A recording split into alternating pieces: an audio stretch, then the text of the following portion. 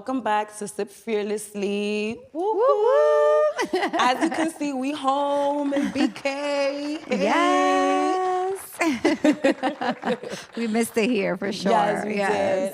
And I want to take the time to wish everyone and their family a very happy holidays. Be safe and enjoy and drink a lot of coquito. Yes, and set your intentions, y'all. Yes, set your intentions for the new year. Yes, yes. And as always, we like storytelling here at Sip Fearlessly. So we always bringing you amazing guests and bringing you in different individuals who we interview. But today we flipping it a little bit around and we're gonna give you some information about us. We're gonna ask each other some questions, or I'm gonna ask Sue. I'm gonna throw them back. Right? Some questions, and you get to know a little bit about us and our journey and how we got to where we got to. And I am Gigi. Hey. I'm Sue Fearless. So let's get started. Anything you want to say before we get started, sis? Nothing. Just I'm very grateful right now. Yes. I'm walking in gratitude. Amen. And it's been like at the forefront of my mind, because sometimes when you get so busy, you forget to be grateful of the moment, because you're trying to just like pursue, accomplish, reach. So I'm walking in gratitude, and I want to share that with everyone. I want everyone to like also approach this new year with that same kind of mentality. Right. Yeah. Same. Okay, so let's start. Where were you born and raised? Well, this is a hot question, actually. A lot of people always want to know that. Right. Yes. So y'all got to watch this episode so you can know. Yes. So I was born in the Bronx. I was born in Jacoby. Okay. But I wasn't raised in the Bronx. I was raised in Washington Heights. Okay. So I'm a Heights baby. I was there for all of my childhood, all of my teenage years. And then I lived in Florida for a couple years, and then came back, lived uptown, but I moved to the Bronx. Let me see, my son is 21. Yeah, like 20 years ago. So I'm a Bronx Knight. Okay. But I was raised in Washington Heights and then moved back to the Bronx, yeah. Okay, well, with me, it's kind of the same thing, but different places. Yeah. I was born in Harlem Hospital, Okay. but I was raised in the Bronx. Nice. I was born in Harlem. We was living in Washington Heights at the time, and then we just moved to the Bronx, and Yeah. The rest that's is where history. that's where I've been my whole life. Which, guys, by the way, and I know we're going to touch on this, but it's so crazy because I grew up on the Highbridge side in Manhattan, and my sister grew up on the Bronx Highbridge side. Yes. And we didn't even know each other. That's We just met each other, but we're going to crazy. talk about that. But it's so crazy. Well, let's talk about that a little bit. Okay. Because we have to also tell our story, like I said at the beginning, and we are sisters. Like, we are biological sisters. We share the same dad, and we just met 4 years ago. Wow, Yeah. that's crazy. So let's share a little bit about that day. So, our dad was a little playboy. Yes. And, life, it's what happened. Unfortunately, this is actually like a common thing, that happens amongst a lot of siblings. And we happen, to be sharing that story. But I did grow up with my cousins for a little while. So I was very close to my cousins. And then I don't remember if it was our cousin or you that reached out first. I reached out first, and then you dubbed me. So I kept being consistent. This is how I know we sisters. Okay. Because just like you was consistent on getting Erica Ford on the show, I was consistent on meeting my sister. Okay. Oh my goodness. And I promise y'all, the dub wasn't from a place of hate at all, because I don't even I don't operate like that. I mean, things do get me upset, and I am a person who unfortunately cuts off things that I don't like very abruptly, and people. So that is a flaw, I guess, that I have, but it's also for protection, but it's not coming from a place of hate. So that wasn't, that wasn't what it was. So when we finally decided to meet, our cousin interjected, and she kind of put it together, and I'll share my side and what I was feeling leading up to that. So I was feeling the craziest anxiety ever. I had a guy friend at the time, and he talked me through the whole car ride. Like, I was late and I still stopped to get gas. Because I was just so nervous, because it's a lot of trauma. It's just meeting your siblings at an adult age and knowing the history and what our moms went through. We have a lot of closeness with our moms, so we felt some of the stuff that they went through with our dad and things like that. Even though we still decided to give our dad grace and love, but still we know that they hurt during that time. So that's what made it more difficult, for us. But I was having the only anxiety, but I finally got there, and I'm so grateful because they were like patient and they waited. And the thing that I will remember the most when I first met you was how warm and loving and happy, and you had the greatest energy. Aww. And I was like, how can I be mad at this? Right. I can't, so it was the best, and it was like the best encounter, and I'm so happy that it happened. I agree. It was a very nerve-wracking situation for me as well. Angie, our cousin, she was the one that set everything up, because I finally told her, like, listen, I want to meet my sister. Like, I mentioned it to her, we spoke about it, and then one day she comes, you want to meet her? I said, yeah. So she hit you up, and that's when everything happened there. So that day, I get there, and I'm waiting. She's in her car waiting, and I'm in my car waiting for you. So she texts me like, I don't think she's showing up. So I'm like, oh my God, you know how Snapchat has these little filters? I went to the clown filter and I took a picture of myself and I said that to my husband, like, I'm a clown right now. Oh, like, no. She don't want to meet me. And then, he talked me through the whole thing. He's like, Shout out to Ralph. He's like, do you need me to go there? He ended up popping up. I'm like, sure, come or whatever. But when I did meet you and I did hug you, and I felt like, oh my God, this is the person that was missing in my life this whole time. Because it's like I have met friends and became friends with individuals where I kind of saw like a big sister in them, but it came to the point where all the disappointments and everything, I'm like, you know what? I have a real sister, so I'm gonna look for my real big sister. And that was the best thing I ever did. That was like the icing on the cake for me, because I have grown so much, and God aligned me exactly where I wanted to be. Because I'm like, God, I wanna be around people who want to better themselves, to be around people that are going to teach me, and what better thing than my own sister. Aww. So that was a great situation. It was nerve-wracking, it was scary, and then it just ended up great, girl. Yeah. Like, we had so many pictures of margaritas. Oh my God. And we've built so many memories since then. We took a trip together. Yes. Like, it's just been so incredible. And I know our dad was very happy about it. Right. But I think that this was the best thing that happened. So thank you. Yes, thank you. Thank you for, wanting to do this. Yeah. Yes. Thank you. You're very special to me. Yes. Oh, the same. Yeah. I know. I'm a gangster. Right. But okay, so let's get back into the questions so you could get to know a little bit about us. How was your upbringing? Okay. So, that's like loaded. So I have always been a person since I was a little girl who was very independent. So I know that drove my mom hella crazy because independent and always very guarded and what's the word I'm looking for? Protective?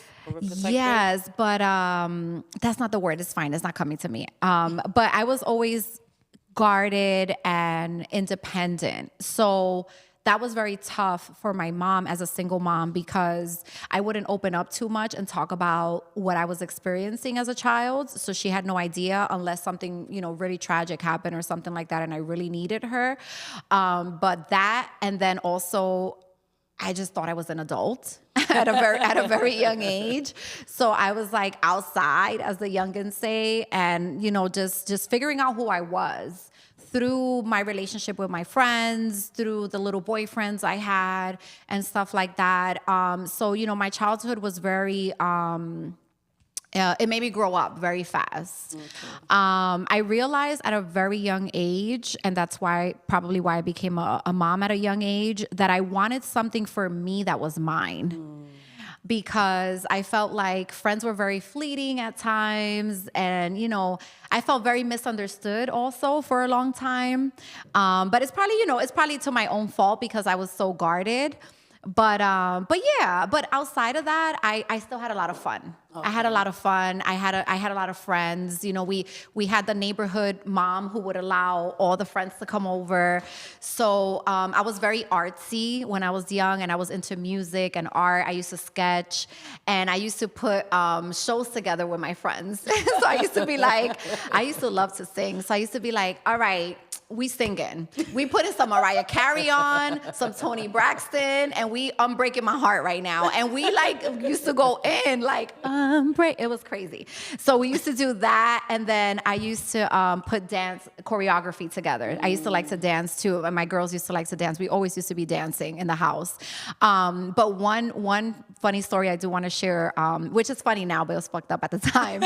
But I was in junior high school, and I was taking dance class. And I had a dance class with this amazing dance teacher where she would teach you modern dance. So it was more like ballet and body movements and stuff. It was incredible. But at that age, you're not thinking about that really, right. Unless that's your passion that you want to reach when you get older, then you're thinking about that. So although I appreciated it, I didn't appreciate it enough to want to continue. So I did something really bad.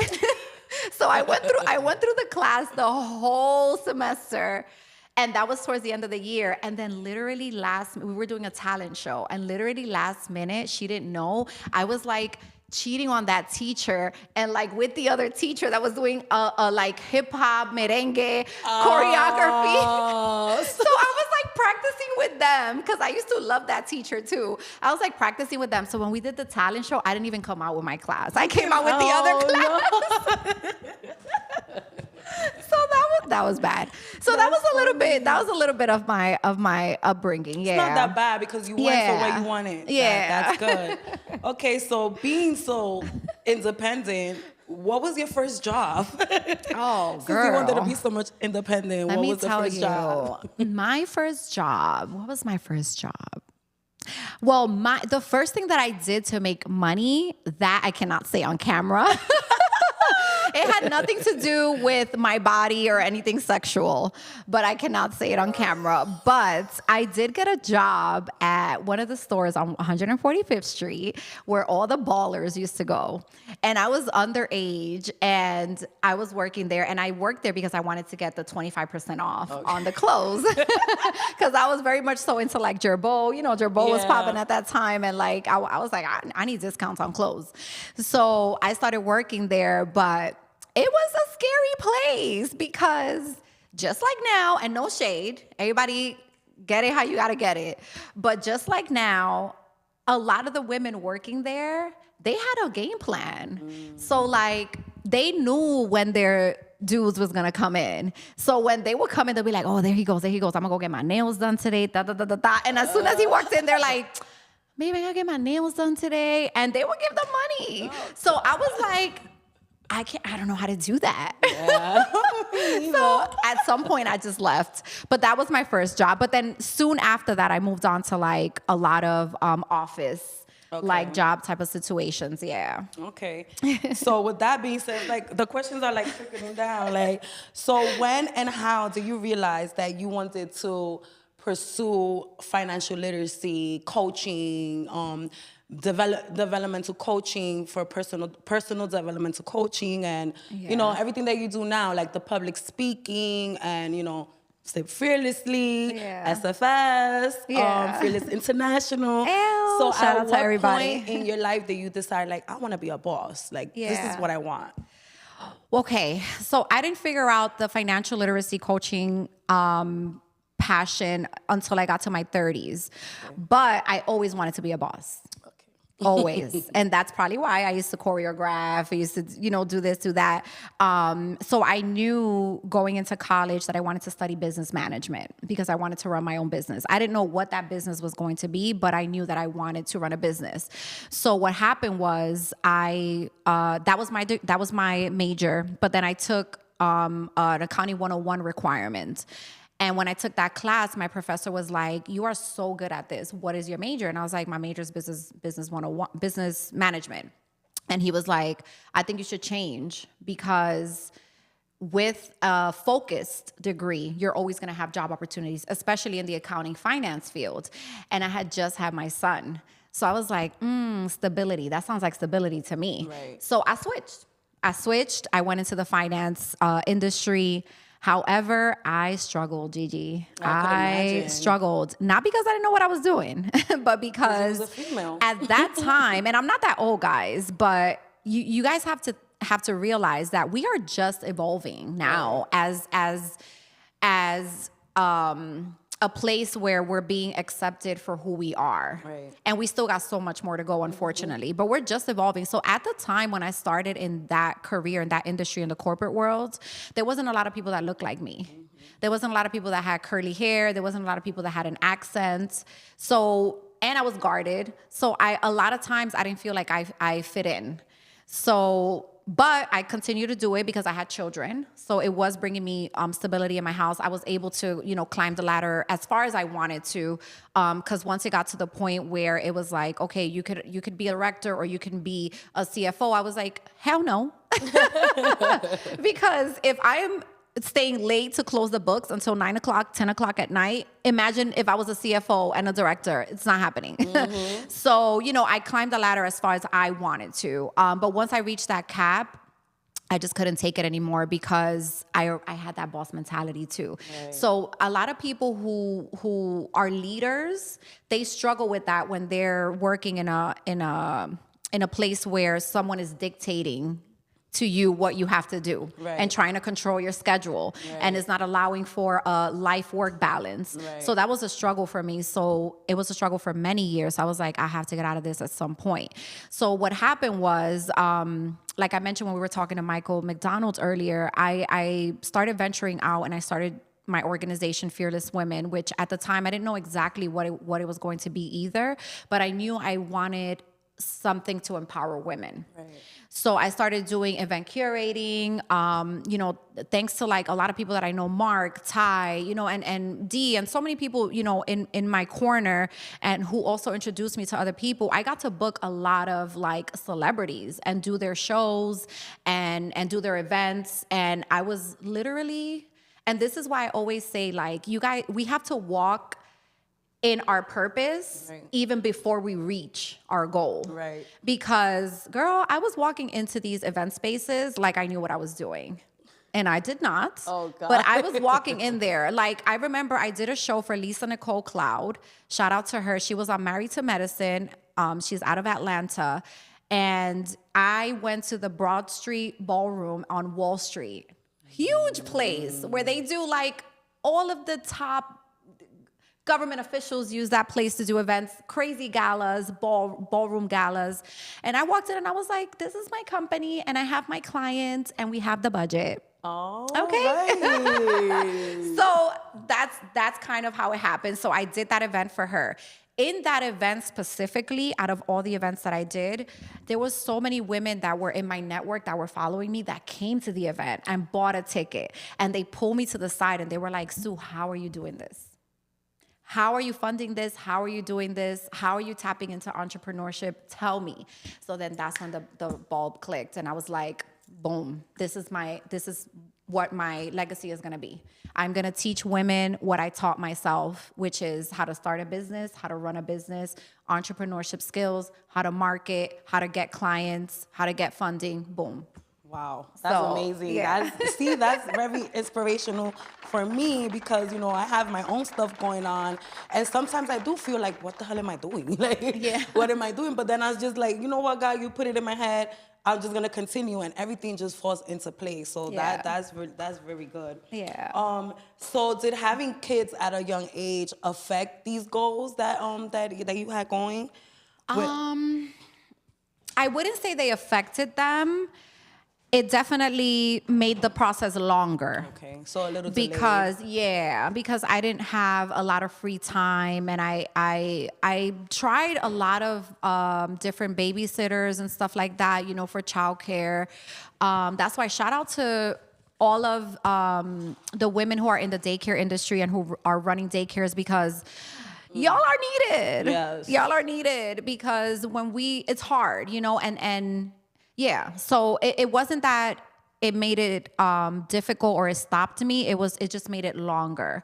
But it was okay, because they also were the reason that I felt even more inclined to do what I needed to do, because I wanted to make sure that I became successful, which in turn will help them and will make sure that I always was able to be there for them there financially. And now they're young adults. Now they need money from me, and they need everything. And there's college expenses, and they want a car, and they want this and that. So, that they were that push for me. Yeah. Okay.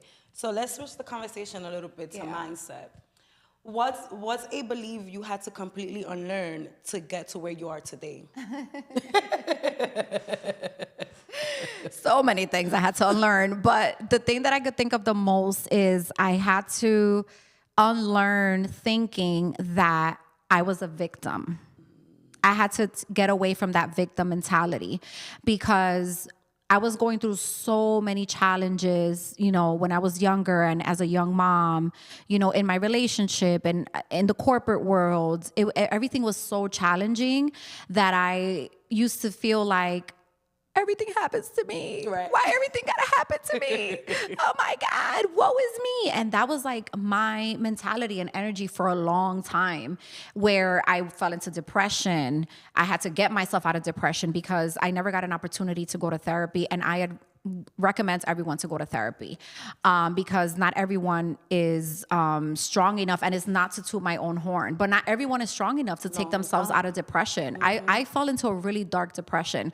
So, so I would say I had to unlearn that victim mentality. And once I woke up one day and I was like, what the F am I doing? I can do this. I need to stop thinking like this, because I was also dragging my family down, my mom, my sister, by complaining to them all the time. I found myself, every time they talked to me, they were sad and stuff. So I was like, this is not the emotion that I want them to feel. Right. So I woke up one day and I was like, this ends today.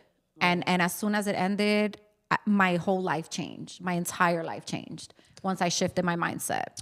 Okay. Yeah. Is the idea of manifestation overrated, or is it truly the key to success? Hell no, it's not overrated. Okay. Manifestation, I talk about that all the time. I listen. My person calls me a little witch sometimes, okay? Because manifestation is real. I speak things into existence all the time.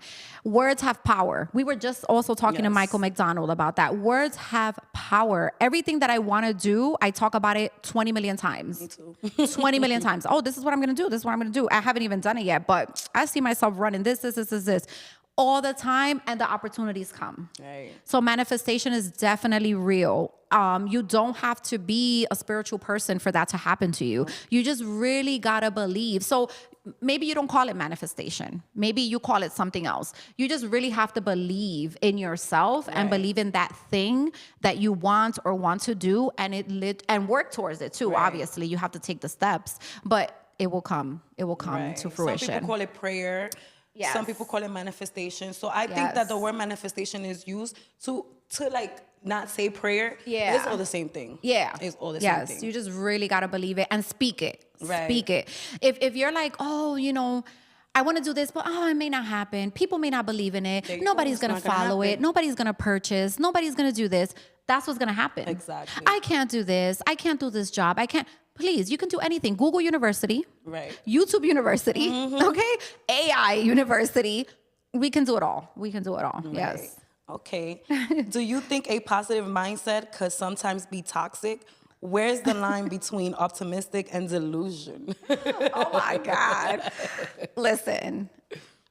A positive mindset is only toxic to the person that doesn't like to hear it. Right. A positive mindset is not toxic. If that's how you want to approach life, and you want to approach everything with a positive aspect, and people are looking at you like, why you always gotta be so positive? And everything is not positive. Sometimes you just gotta speak up and you gotta fight the fight. Right. No, you pick and choose your battles. We were just talking about age and growing with age. Like when you get to a certain age, you ain't trying to fight all these battles. Right. You're trying to be in peace. So sometimes if it's not affecting your family, if it's not affecting your loved ones, if it's not affecting your business, your career, walk away from it. Right. Okay? Positive mindset. No, I don't think it's toxic. I think it has a toxic narrative because of how other people perceive it. Right. Yeah. And this is why it's very important to keep in mind the people you keep around. Yes. The people you tell your ideas Yes. to. Because certain people, not intentionally, want to like crush your dreams, but they'll throw that negative, oh, really? Or how you gonna do that? Or how, and that just crushes it. Yep. So, yes. Absolutely. Yes. Be careful who you have around you. Yep. Does failure really build character, or is it just a necessary evil? Failure builds character. Okay. For sure. But you have to look at it that way. Right. For it to build your character. If you are drowning in your failures, then you have some work to do before you put yourself out there again. You're gonna get a lot of no's in life. That's just how life works. Not everyone is gonna follow what you do. Not everyone is gonna buy into what you do. Not everyone's gonna believe in what you do. You have to still keep going. And all those no's, every single time you feel like what you're doing is not being believed in, that should give you more ammunition to keep going, okay? It should be like, oh, I'm gonna prove them wrong. Right. They might not believe in it now, but it's okay. Let me be delusional. Be delusional in the pursuit of what you wanna pursue. Right. Because those failures are also lessons. Right. There's lessons. You're not going to win at everything. That's why I also became passionate in business coaching, because when I first started my business, please, I built chicken scratch. Okay? My backing of my business was not in place. I didn't have a bank account for my business. I didn't have all those things that I didn't even know. I picked a business structure and I didn't even know what it meant. I didn't even know what the tax implications were connected to it. I didn't know what the legal Dun, dun, dun, dun. Well, guys, so on that note, thank you for watching Sit Fearlessly. We appreciate it. And we will be back with another episode. Yes, bye.